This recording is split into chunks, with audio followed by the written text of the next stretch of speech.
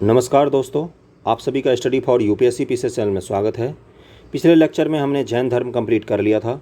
धार्मिक आंदोलन पढ़ रहे हैं हम 6वीं शताब्दी ईसा पूर्व का, जिसमें जैन धर्म पूरी रूप से कंप्लीट कर लिया था हमने। आज हम बौद्ध धर्म कंप्लीट करेंगे। काफ़ी बड़ा लेक्चर हो जाता पिछला वाला, इसलिए हमने बौद्ध धर्म को अलग से लेक्चर कर दिया। ये देख के जाना, बीपीएससी का किसी भी एग्ज़ाम देने जा रहे हो तो ज़रूर पूछता है, हर साल ही पूछता है। ओके, तो चलिए शुरू करते हैं। बौद्ध धर्म के संस्थापक महात्मा बुद्ध थे। बुद्ध का अर्थ प्रकाशमान अथवा जागृत होता है। और कोई किस बुक से पढ़ रहे हैं हम लोग? अभी हम लोग, मैंने दिखाया नहीं, एक बार रुक जाओ दिखा देता हूँ। ये दृष्टि आईएएस की बुक है, दृष्टि आईएएस की बुक है। और दृष्टि बिहार समग्र अवलोकन, कौन सा? बिहार समग्र अवलोकन। ओके, और मैं बता दूं कि इससे हमने मॉडर्न हिस्ट्री और मिडिवल पहले ही कंप्लीट कर लिया, जिसको आप जाके जरूर देखना। बुद्ध का अर्थ प्रकाशमान अथवा जागृत होता है। उनके पिता शुद्धोधन कपिल वस्तु के शाक्यों के गणराज्य थे। ओके, गणराजा थे मानते सब।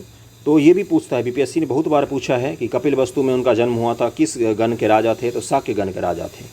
बुद्ध का जन्म शाक्यों की राजधानी कपिल वस्तु के समीप लुम्बिनी में 563 ईसा पूर्व में हुआ था। अपने प्रधानमंत्री अभी कुछ दिन पहले ही नेपाल के लुम्बिनी गए थे, इसलिए इस बार ये इंपॉर्टेंट हो जाता है बीपीएससी 67वीं री एग्जामिनेशन और 68वीं के लिए। इनकी माता महामाया देवी कोलीय गणराज्य की राजकुमारी थी, कोलीय गणराज्य की राजकुमारी थी। इनके जन्म के 7वें दिन ही इनकी माता की मृत्यु हो गई। तत्पश्चात इनका पालन पोषण इनकी मौसी प्रजापति गौतमी ने किया। गौतम बुद्ध के बचपन का नाम क्या था? सिद्धार्थ था। जन्म कहाँ पर हुआ? 563 ईसा पूर्व। जन्म स्थान नेपाल के लुम्बिनी। बचपन का नाम सिद्धार्थ। पिता का नाम शुद्धोधन, माता का नाम महामाया देवी। पालन पोषण मौसमी ने किया। और पत्नी का नाम यशोधरा, पुत्र का नाम राहुल, घोड़े का नाम क्या था? कंथक, सारथी का नाम चान। मृत्यु हुई 483 ईसा पूर्व में। यहाँ से ये इसलिए याद रखना, क्यों? क्योंकि इसी से 4 क्वेश्चन बन जाएगा आपका। 16 वर्ष की अवस्था में सिद्धार्थ का ब्याह हुआ और शाक्य कुल की कन्या यशोधरा से हुआ था। सिद्धार्थ से यशोधरा के पुत्र हुआ, जिसका नाम राहुल था। गौतम बुद्ध के जीवन संबंधी 4 दृश्य कौन कौन से आपको पता होगा? वो अपने सारथी चान के साथ निकले थे, तो उनको 4 दृश्य दिखा और उसके बाद उनकी जीवन बदल गई थी। एक वृद्ध व्यक्ति दिखा था, बीमार व्यक्ति दिखा था, मृत व्यक्ति दिखा था और सन्यासी दिखा था, जिसमें सबसे खुशी उनको सन्यासी दिखाई दिया। इसलिए उन्होंने बोला कि चलो जीवन छोड़ते हैं, ये सब सन्यास ग्रहण करते हैं।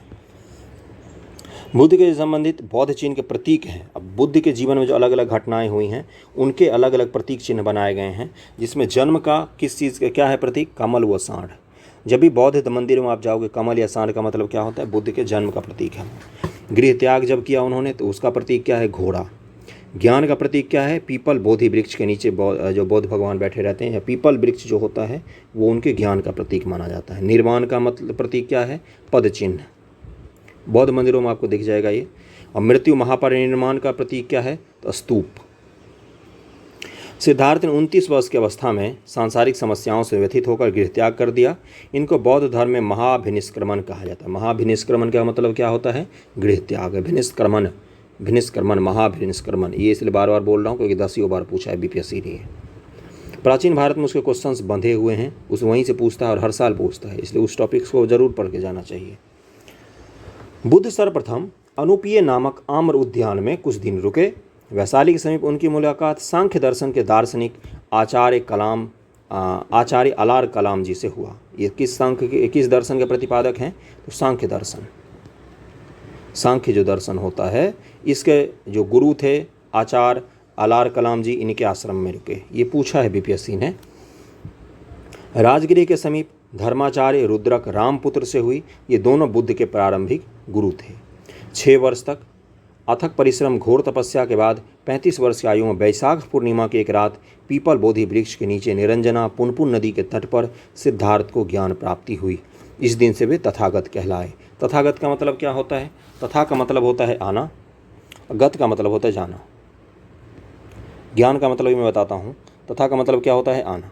मतलब जो व्यक्ति जैसे ही आया वैसे ही गया। तथागत, आया गया, मतलब उसमें कोई परिवर्तन नहीं हुआ पृथ्वी पर रह के भी, है ना। मोक्ष की प्राप्ति उसने कर ली, जीवन मृत्यु के चक्र से मुक्त हो गया, जैसे आया वैसे ही गया।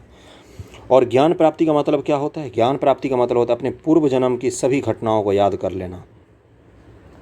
इससे पहले उन्होंने कितनी हजार बार ही जन्म लिया होगा, उनकी सारी घटनाओं को उन्होंने याद कर लिया। इसी को क्या कहा जाता है? तो इसको कहा जाता है ज्ञान की प्राप्ति। ज्ञान की प्राप्ति के बाद गौतम बुद्ध के नाम से प्रसिद्ध हो गए, है ना। अब एक साथ आपको पिछले हजारों जन्मों का अनुभव मिल जाएगा तो अवश्य रूप से आप बहुत ही बुद्धिमान हो जाओगे। बुद्ध और मार। अब मार क्या है? मार एक मुद्रा भी है। गौतम ने ज्ञान प्राप्ति के लिए बिहार के निरंजना नदी के तट पर पीपल वृक्ष के नीचे दृढ़ निश्चय के साथ अपनी समाधि लगाई कि ज्ञान प्राप्ति न होने तक समाधि भंग न करेंगे।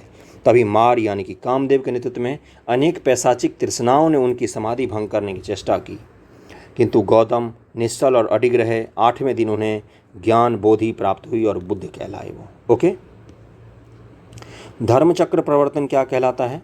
उरुवेला वर्तमान बोध गया से बुद्ध सारनाथ, ऋषिपत्तनम या मृगदाव आए। सारनाथ का और क्या क्या नाम है? ऋषिपत्तनम या मृगदाव। यहाँ पर 5 ब्राह्मण सन्यासियों को अपना प्रथम उपदेश दिया उन्होंने, जिसे ब्राह्मण धर्म ग्रंथों में धर्मचक्र प्रवर्तन के नाम से जाना जाता है।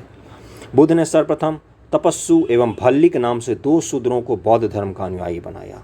इनका नाम एक बार बीपीएससी ने अभी तक पूछा है, आगे भी पूछ सकता है। क्वेश्चन टफ बनाना होगा तो ज़रूर पूछेगा वो। ओके। वीडियो पसंद आ रहा हो तो लाइक ज़रूर करना वीडियो को, चैनल पर नए तो सब्सक्राइब कर लेना। ओके। बुद्ध के राजगृह पहुंचने पर बिंबिसार ने उनका स्वागत किया और वेणुवन विहार दान में दे दिया उनको। राजगृह में सरिय पुत्र, महामोगदलायन, उपाली और अभय आदि इनके शिष्य बनते गए। ज्ञान प्राप्ति के 8वें वर्ष में वैशाली के लिच्छवियों ने बुद्ध को वैशाली आमंत्रित किया और कुटाग्रशाला नामक बिहार दान में दे दिया। अब लिच्छवी के लोग जो थे उन्होंने भी इनको आमंत्रित किया और कुटाग्रशाला इनको दान में दे दिया। अपने शिष्य आनंद के कहने पर बुद्ध ने वैशाली में महिलाओं के संघ में प्रवेश की अनुमति दी। कहाँ पर?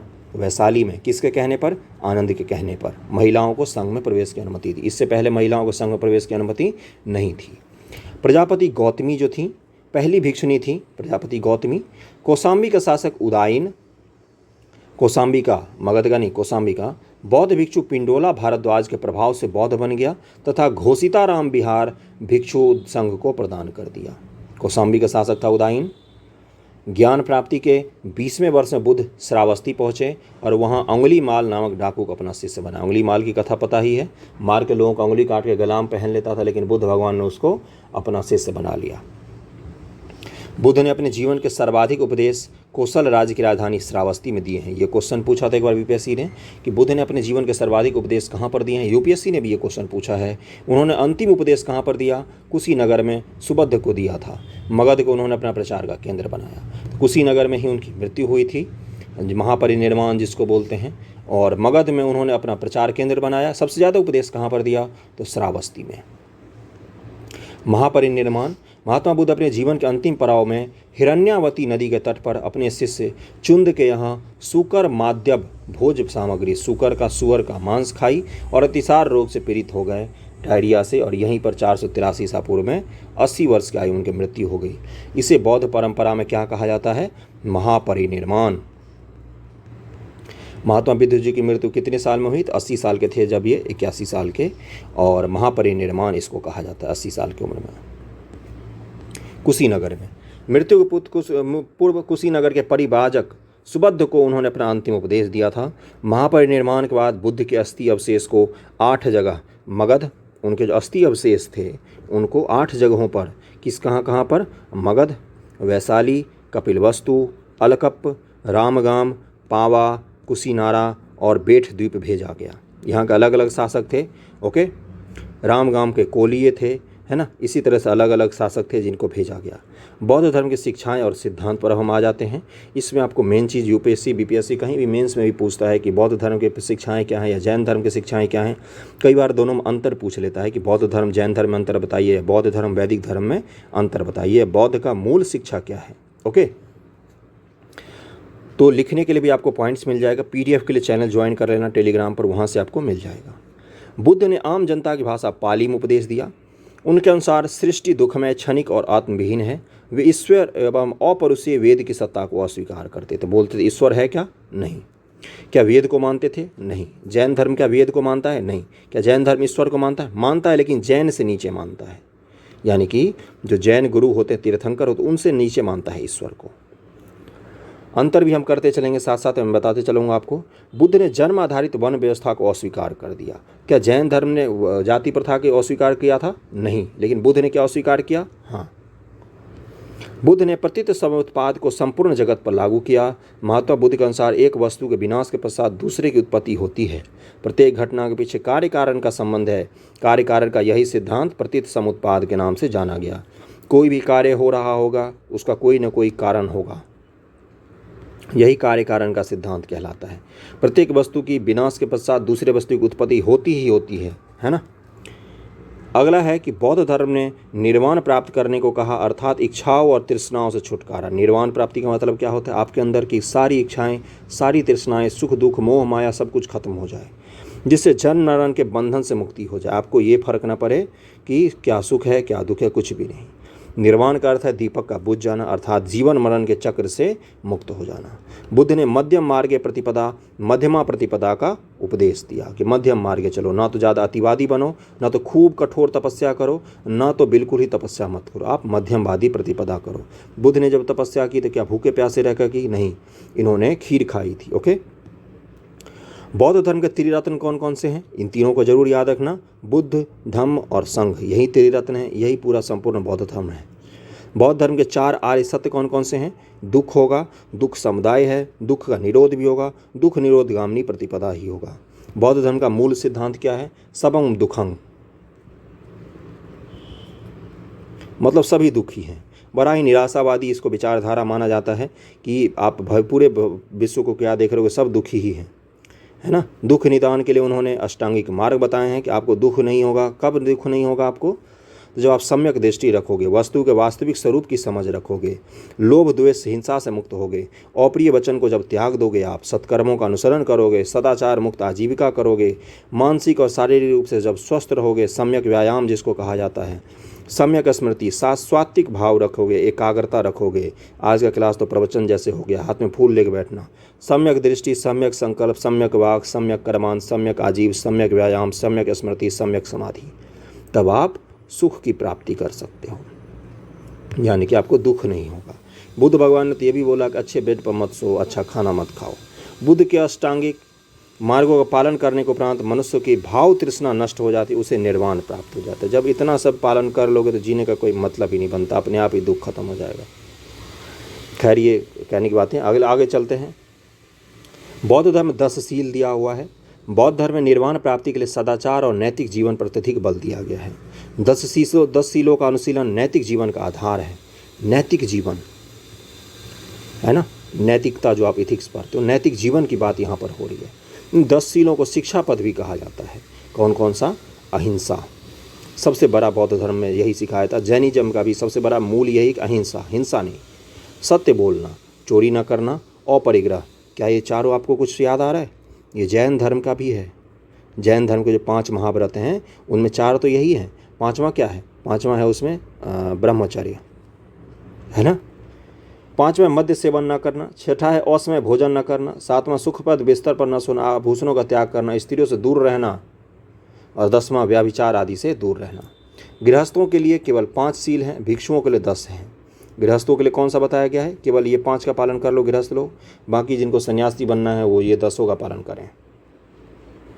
अब दर्शन क्या क्या है इसके, फिलॉसफी क्या है बौद्ध धर्म का मूल? अनिश्वरवादी, ईश्वर की सत्ता में कोई विश्वास नहीं, ईश्वर होता है ऐसा कहीं भी नहीं है। शून्यवाद, संसार की समस्त वस्तुएं या पदार्थ सत्ताहीन है, इन सब का नष्ट हो जाएगा एक दिन। अनात्मवाद, आत्मचेतना पर सर्वाधिक बल, खुद के सुधार पर। क्षणिकवाद, संसार में कोई भी चीज़ स्थिर नहीं है, इसी को क्या कहा जाता है? इसको कहा जाता है क्षणिकवाद। आगे बढ़ते हैं इससे। बुद्ध के जन्म के पूर्व अन्य धार्मिक आंदोलन कौन कौन से हुए हैं? अभी मैंने आजीवक संप्रदाय पिछले लेक्चर में बताया था। भाग्यवादी, यानी कि जो किस्मत में लिखा हुआ है वही होगा, बाकी तो कुछ भी नहीं संभव है। मखलीपुत्र गोसाल इसके संस्थापक थे, याद रखना, इसको पूछता है एक बीपीएससी ने। अगला है घोर अक्रियावादी, पूरन कश्यप जी हैं अक्रियावादी। उच्छेदवादी, भौतिकवादी, अजित केस कंबलिन जी इसके संस्थापक हैं। नित्यवादी, पकुधा कच्चायन जी इसके संस्थापक है, ये भी पूछा है पकुधा कच्चायन जी के बारे में। संदेहवादी, अज्ञेयवादी, अनिश्चयवादी, संजय वेलिठिपुत्र इसके संस्थापक हैं। ये अलग अलग संप्रदाय धार्मिक आंदोलन में हुए थे। बौद्ध जैन सबसे बड़े धार्मिक आंदोलन थे, इसलिए हम इनको पढ़ते, बाकी ये सब भी धार्मिक आंदोलन के ही भाग थे। बौद्ध संघ एवं कार्यप्रणाली, इससे हर साल क्वेश्चन पूछे जाते हैं। एक आध टर्मिनोलॉजी दे दिया जाता है, यूपीएससी में भी दे दिया जाता है, पूछता है कि इसका मतलब क्या है बताइए। संघ में प्रविष्ट होने को उपसंपदा कहा जाता है। उपसंपदा मतलब संघ में प्रवेश। उपसंपदा, संघ की सदस्यता लेने वाले को श्रमण का दर्जा मिलता है। श्रमण पूछा था यूपीएससी ने। 10 वर्षों के बाद उसकी योग्यता स्वीकृत हो जाती तब उसे भिक्षु का दर्जा मिलता है। भिक्षु का दर्जा कब मिलता है? जब उसकी योग्यता स्वीकृत हो जाती, 10 वर्षों के पश्चात। संघ में अल्पवयस्क, चोर, हत्यारा, ऋणी व्यक्ति, दास या रोगी व्यक्ति का प्रवेश वर्जित था।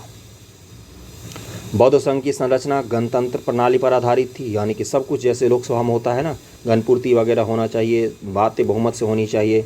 बौद्ध संघ का दरवाज़ा हर जाति के लिए खुला था, लेकिन ब्राह्मणों को वरीयता दी जाती थी। संघ की सभा में प्रस्ताव नत्ती का पाठ होता था।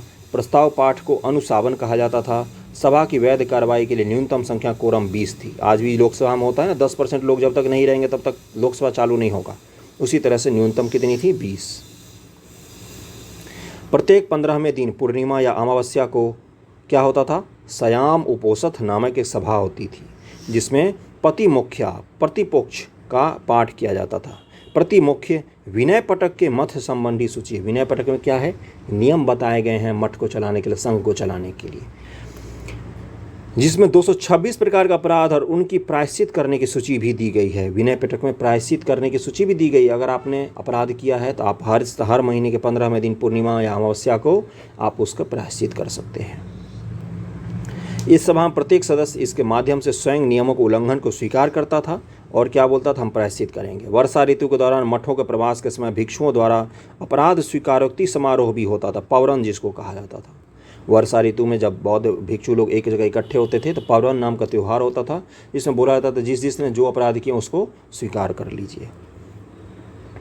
बौद्ध के लिए महीने के 4 दिन अमावस्या, पूर्णिमा और 2 चतुर्थी दिवस उपवास के दिन होते थे। बुद्ध का सबसे पवित्र और महत्वपूर्ण दिन त्यौहार वैशाख की पूर्णिमा है, जिसे बुद्ध पूर्णिमा भी कहा जाता है। इस दिन का अत्यधिक महत्व है क्योंकि इस दिन बुद्ध का जन्म, ज्ञान की प्राप्ति और महानिर्माण की प्राप्ति भी हुई थी। बौद्ध धर्म के अनुयायी 2 भागों में विभाजित हैं। भिक्षु भिक्षुणी, उपासक उपासिकाएं। गृहस्थ जीवन में रहने वाले बौद्ध धर्म मानने वाले लोगों को उपासक कहा जाता है। गृहस्थ जीवन में जो लोग रह के मानते उनको उपासक कहा जाता है। स्तूप हैं, किसी वस्तु के ढेर को स्तूप ही कहा जाता है। और शारीरिक स्तूप, इसमें बुद्ध के शरीर, धातु, केश और दंत आदि को रखा गया है। पारिभौतिक स्तूप, इसमें महात्मा बुद्ध के द्वारा उपयोग की गई वस्तुएं जैसे भिक्षा पात्र, चीवर, इन सब को रखा गया है। उद्देश्य का स्तूप होता है, इसका संबंध बुद्ध के जीवन से जुड़ी घटनाओं के संबंध स्थानों से है।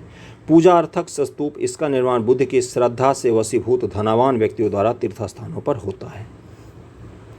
स्तूप के हिस्से हैं, जिसको एक बार पूछ लिया था यूपीएससी ने। वेदिका, रेलिंग्स होते हैं, इनका निर्माण स्तूप की सुरक्षा के लिए होता है। मेदी या कुर्सी, वह चबूतरा होता है जिस पर स्तूप का मुख्य हिस्सा आधारित होता है। अंड स्तूप का अर्धगोलाकार हिस्सा होता है, आपने देखा होगा ऐसे बना रहता है। हर्मिका स्तूप के शिखर पर अस्थि की रक्षा के लिए होता है, एक छोटा सा। छत्र धार्मिक चिन्ह का प्रतीक होता है। और सोपान मेदी पर चढ़ने उतरने हेतु सीढ़ी होती है। अगला है चैत्य। चैत्य का शाब्दिक अर्थ क्या होता है? चिता संबंधी। एक चैत्य एक बौद्ध मंदिर है जिसमें एक स्तूप समाहित होता है। पूजार्थक स्तूप को चैत्य कहा जाता है। ऐसे स्तूप जहाँ पर पूजा होती है ना, उनको चैत्य कहा जाता है। विहार क्या होती है? बौद्ध भिक्षुओं के रहने की जगह को क्या कहा जाता है? विहार कहा जाता है। चैत्यों को उपासना स्थल में परिवर्तित हो जाने के कारण उनके समीप ही विहार का निर्माण होने लगा। चैत्य जो होते थे पहले, जब वो उपासना स्थल बनने लगे, यानी वहाँ पर पूजा पाठ होने लग गया, तो उसके बगल में ही विहार भी बनने शुरू हो गए। और वर्तमान जो अपना राज्य बिहार है, यहाँ पर सबसे अधिक बौद्ध विहार पाए जाते थे। नोट में दिया गया प्रसिद्ध बौद्ध स्थल: महाबोधि मंदिर बिहार, द वाट थाई मंदिर, महापरिनिर्वाण मंदिर उत्तर प्रदेश, चौखंडी स्तूप, धर्मराज स्तूप, धमेक स्तूप, ये सब प्रमुख स्थल दिया है। बौद्ध धर्म के सर्वाधिक महत्वपूर्ण देन भारतीय कला और स्थापत्य में विकास में रही है। सांची, भरहूत, अमरावती स्तूप, अशोक के शिला स्तंभों, कार्ले की बौद्ध गुफाएं, अजंता एलोरा, बाघ व बरावर की गुफाएं इनकी सर्वश्रेष्ठ कृतियां हैं। बौद्ध धर्म से संबंधित ये सब कलाएं हैं। बुद्ध की प्रथम मूर्ति संभवतः मथुरा कला में बनी थी। सर्वाधिक मूर्तियों का निर्माण गांधार शैली में हुआ है। जो हम पढ़ते हैं कि कुषाण काल के आसपास 2 मूर्ति कला प्रसिद्ध हुई थी। कौन कौन सी? एक मथुरा कला थी जो शुद्ध रूप से भारतीय देसी कला थी, एक गांधार कला थी। गांधार शैली इंडो ग्रीक यूनानी इन सब का मिक्सचर था, इसमें बुद्ध को अपोलो जैसा देवता के रूप में दिखाया गया है गांधार शैली में, जबकि मथुरा शैली में उनको विशुद्ध रूप से सन्यासी के रूप में दिखाया गया है। बौद्ध संगतियाँ, इससे बहुत बार क्वेश्चन पूछे गए हैं। हर साल इस बार यूपीएससी ने पूछा था, जो एग्ज़ाम कैंसिल हो गया, कि इसके अध्यक्ष कौन थे। तो प्रथम कहाँ पर हुआ था? राजगृह में सप्तपर्णी गुफा में, वैशाली में द्वितीय हुआ था, तृतीय पाटलिपुत्र में, चतुर्थ कुंडलवन कश्मीर में हुआ था। प्रथम के बारे में देखते हैं। प्रथम राजगृह में जो हुआ 483 ईसा पूर्व। शासक उस समय अजातशत्रु था, अध्यक्ष इसके महाकश्यप थे। और इसमें क्या हुआ? बुद्ध के उपदेशों को सुत्त पिटक तथा विनय पिटक में अलग अलग संकलित किया गया। प्रथम बौद्ध संगति में सुत्त पिटक और विनय पिटक में नियम है बौद्ध धर्म संघ के संबंधित, इसमें संकलित किया गया। ओके। दूसरा हुआ है वैशाली 383 ईसा पूर्व में। काला शोक था इसमें, शिशुनाग वंश का शासक। इसके अध्यक्ष कौन थे? सर्वकामनी या सबकामीन ही उनका नाम है। भिक्षुओं मतभेद के कारण बौद्ध संघ अस्थाविर और महासंघिक में विभाजित हो गया द्वितीय बौद्ध संगति में। ये यूपीएससी 2020 का क्वेश्चन है, अस्थाविर और महासंघिक के बारे में। तीसरा है पाटलिपुत्र, 250 ईस्वी में हुआ। इसमें अशोक था मौर्य वंश का शासक, इसके राजा था। और इसके समय अध्यक्ष कौन बने? मोगलीपुत्र तिस्स इस समय अध्यक्ष बने थे इसके संगति के। और अभिधम्म पिटक, तीसरा पिटक को इसी में लिखा गया। पहले 2 पिटक कब लिखे गए? पहले में सुत्त पिटक, विनय पिटक, और तीसरा अभिधम्म पिटक। तीसरा वाला तीसरे संगति में लिखा गया, बाकी 2 जो पिटक हैं वो पहले ही संगति में ही लिख दिए गए थे। चौथा जो हुआ है वो कुंडलवन कश्मीर में है, वहाँ पर हुआ संगति। लगभग ईसा की प्रथम शताब्दी। कुषाण वंश का शासक कनिष्क इस समय राजा था देश का, और वासुमित्र इसके अध्यक्ष बने। और वासुमित्र अश्वघोष जी का नाम आता है। अश्वघोष उपाध्यक्ष थे, वासुमित्र अध्यक्ष थे। बौद्ध धर्म के हीनायन और महायान संप्रदाय में विभाजन हो गया। हीनायन बुद्ध को एक क्या मानता है? सन्यासी मानता है, जबकि जो महायान संप्रदाय है वो बुद्ध को एक देवता मान के मूर्ति पूजा करता है। हीनायन में मूर्ति पूजा नहीं है, कर्मकांड नहीं है, जबकि जो महायान है उसमें कर्मकांड, तंत्र मंत्र, बौद्ध की भगवान की देवता मान के पूजा, ये सब कुछ है। ओके। और वस्तुतः अस्थाविरवादी और महायान में महासंघिक थे, तथा अस्थाविरवादी तथा महायान में महासंघिक थे। हीनायन में वस्तुतः अस्थाविरवादी और महायान में महासंघिक थे। ये दोनों बट गए। पहले जो हुआ था ना विभाजन, वो और आगे बढ़ गया। अगले पर चलते हैं। हीनायन महायान में अंतर मैंने पहले ही बता दिया कि एक बुद्ध भगवान को देखता है कि महापुरुष थे, एक देखता है कि वो देवता हैं। एक पूजा पाठ मूर्ति पूजा करता है, जबकि दूसरे मूर्ति पूजा नहीं करते हैं। हीनायन स्वयं के प्रयत्नों पर बल देता है, जबकि महायान गुणों का स्थानांतरण पर बल देता है।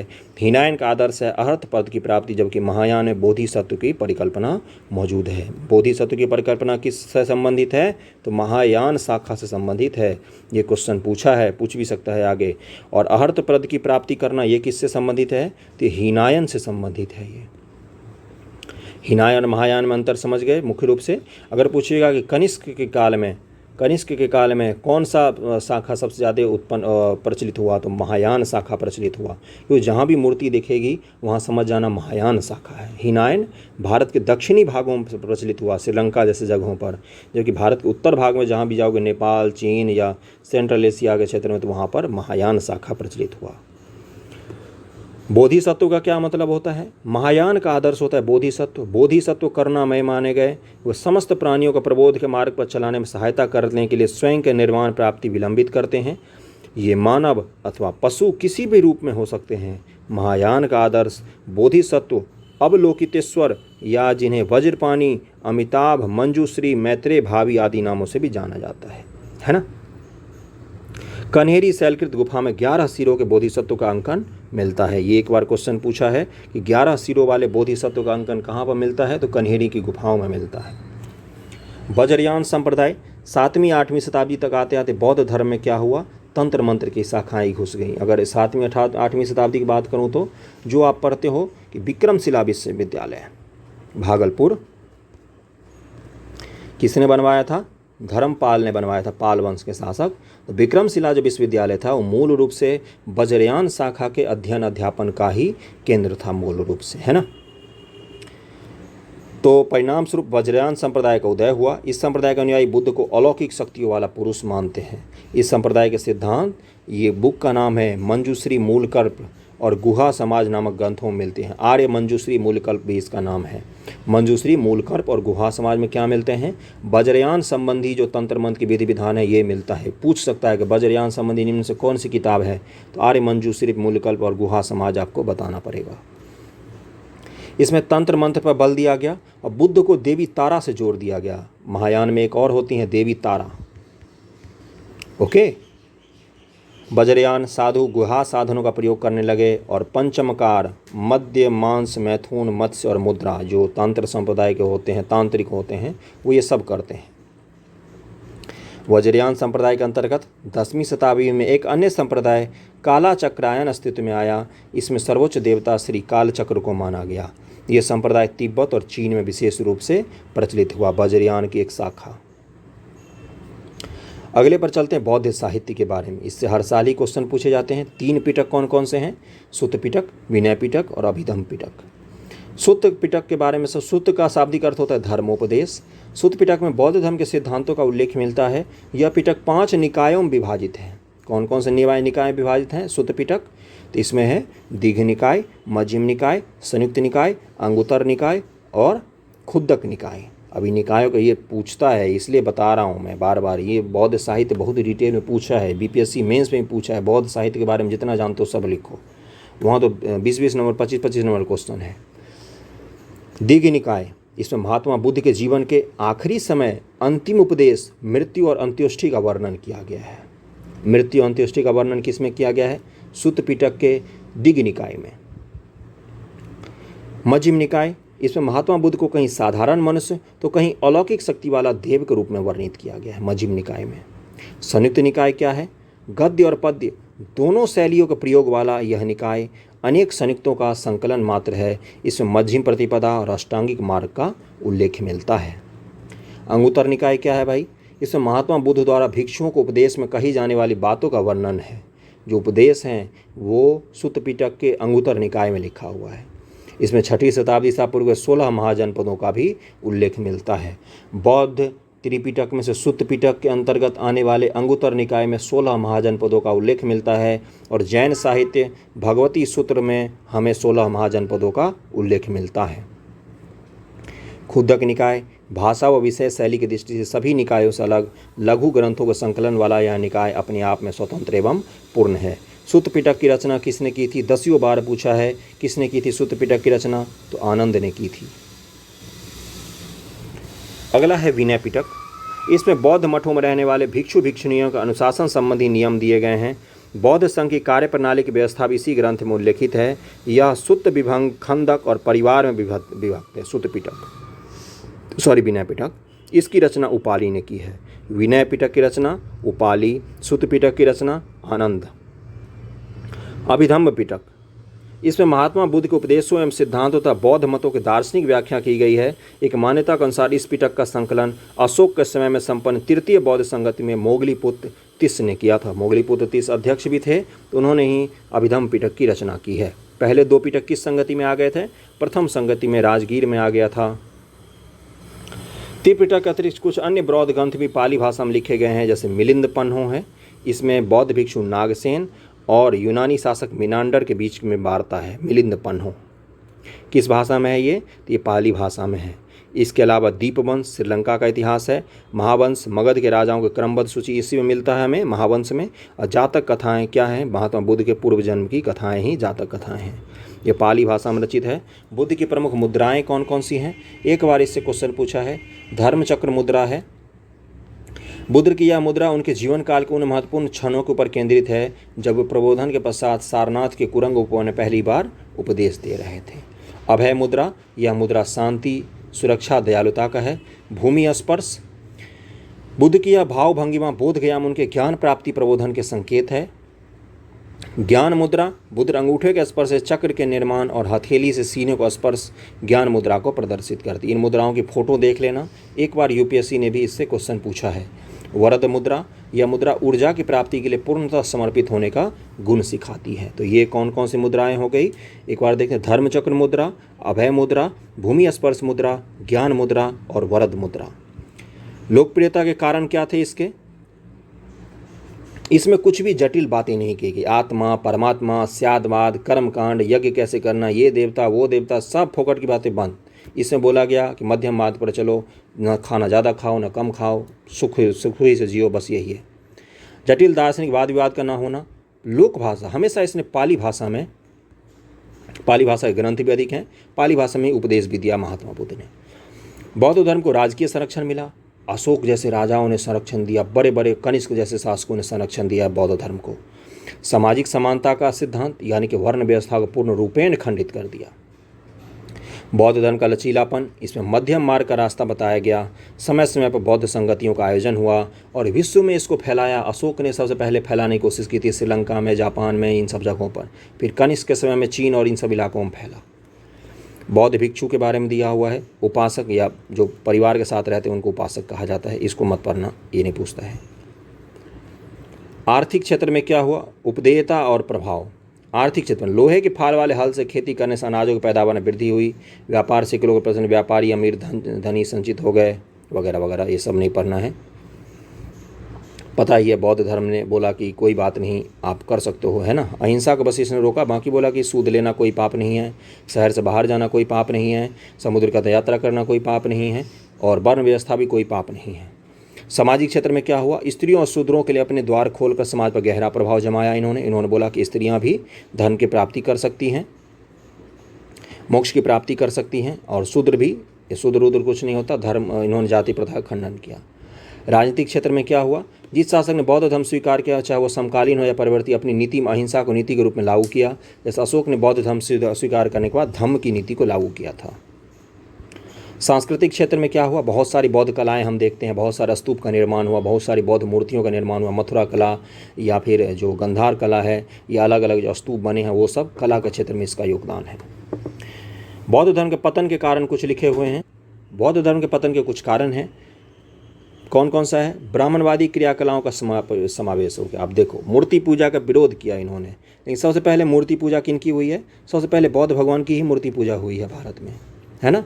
तो यही एक बड़ा वो था, जिस तंत्र मंत्र से भागते थे महायान में वही मूर्ति पूजा तंत्र मंत्र, वज्रयान में वही मूर्ति पूजा तंत्र मंत्र फिर से घुस गया। कर्मकांड वगैरह आ गए। बौद्ध भिक्षुओं का आम लोगों से दूर चले गए। पाली भाषा त्याग कर संस्कृत को अपनाया इन्होंने कुछ क्षेत्रों में। बौद्ध मठ और बिहार कुरीति के केंद्र बन गए, है ना। बौद्ध मठों में अत्यधिक धन संचय होने के कारण यह आक्रमणकारियों का भी शिकार हुआ। राजकीय संरक्षण का अंत हो गया। शुंग, कण्व, आंध्र, सातवाहन और गुप्त वंशीय जो शासक थे वो ब्राह्मण धर्म को समर्थित थे, ब्राह्मण धर्म का समर्थन करते थे, इसलिए भी थोड़ा सा पतन हो गया। शैव धर्म से बौद्ध धर्म की प्रतिद्वंदता हुई। बंगाल के शैव शासक शशांक ने बोधि गया के बोधि वृक्ष को कटवा दिया था। शशांक ने बोध गया के बोधि वृक्ष को ही काट दिया था। और फिर शंकराचार्य जी का उदय होता है, जो बौद्ध लोगों को शास्त्रार्थ में पराजित कर करके उनको हिंदू धर्म में कन्वर्ट करते हैं। यही था। बौद्ध धर्म जैन धर्म में कुछ समानता और असमानता दी गई है। समानता तो मैंने पहले ही बता दिया था, जो बौद्ध और जैन दोनों के संस्थापक हैं, जैसे महावीर स्वामी हैं, महात्मा बुद्ध हैं, दोनों क्षत्रिय कुल के थे। वेदों को इन्होंने अस्वीकार किया, कर्मकांड का इन्होंने निषेध किया, पुनर्जन्म को मानते थे दोनों। महिलाओं के और मोक्ष प्राप्ति की संभावना का विरोध किया गया दोनों में ही, है ना। असमानता क्या है, बुद्ध धर्म के निर्माण इसी जीवन में संभव मानते हैं, जबकि जैन शरीर से मुक्ति के पश्चात इसे संभव मानते हैं। बौद्ध मुक्ति हेतु मध्यम मार्ग का उपदेश देता है, जबकि जैन कठोर साधन पर बल देता है। वीडियो पसंद आ रहा हो तो लाइक जरूर करना। बुद्ध ने जाति प्रथा की कठोर निंदा की, जबकि महावीर जी ने जाति प्रथा की कोई निंदा नहीं की। महावीर बुद्ध की अपेक्षा अहिंसा व अपरिग्रह पर अधिक बल दिया था, महावीर ने दिया था महात्मा बुद्ध की अपेक्षा। ओके। मुख्यतः बौद्ध धर्म में पाली तथा जैन धर्म में प्राकृत भाषा का प्रयोग किया गया। तो दोनों जो मुख्य धर्म हैं उन दोनों को हमने ख़त्म कर दिया। बौद्ध और जैन धर्म 2 लेक्चर में समाप्त हो गए। अगला हम ये सब छोटे छोटे धर्म हैं इनको छोड़ के नेक्स्ट लेक्चर से हम लोग कहाँ से शुरू करेंगे, तो नेक्स्ट लेक्चर में हम लोग मौर्य साम्राज्य से शुरू करेंगे, जिससे सबसे ज़्यादा क्वेश्चंस पूछे जाते हैं। ओके। वीडियो कैसा लगा ज़रूर बताना, कमेंट करना, लाइक करना वीडियो को। Okay, thank you so much.